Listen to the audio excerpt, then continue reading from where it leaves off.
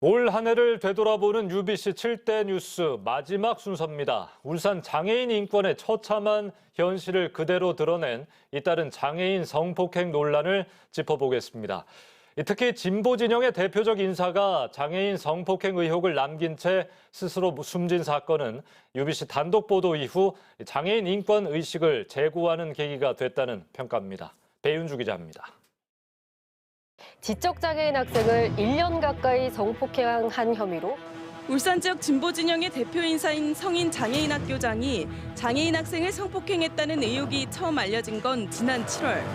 40대 지적장애인 A씨는 교장의 성폭행이 1년 가까이 지속됐다고 어렵게 털어놨습니다. 교장 선생님이 자꾸 가슴을 만지고 기운 좀 내게 해달라고 했어요. 작년 9월부터 계속 그랬어요. 경찰 조사가 시작되자 해당 교장은 스스로 극단적 선택을 했고 진실이 묻혀갈 위기에 놓였습니다. 그러나 37개 시민단체는 성명서를 내고 가해자를 대신해 사과에 나섰고 노욱희 울산시 교육감도 긴급 기자회견을 열어 전수조사에 나섰습니다. 책임을 통감하고 해당 시설의 모든 학생과 교직원에 대한 전수조사에 나서기로 했습니다. 국정감사에서도 이 사건은 도마에 올랐고 결국 첫 보도 후 넉 달 뒤 7개 장애인 복지시설 단체는 재발 방지를 위해 장애인 인권 선언문을 발표했습니다.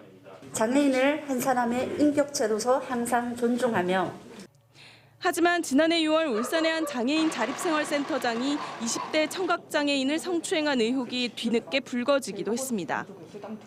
1년의 진통이 불러일으킨 크고 작은 사회 반향들, 허울뿐인 임시방편이 되지 않도록 지켜보고 관심 가져야 할 숙제가 남았습니다.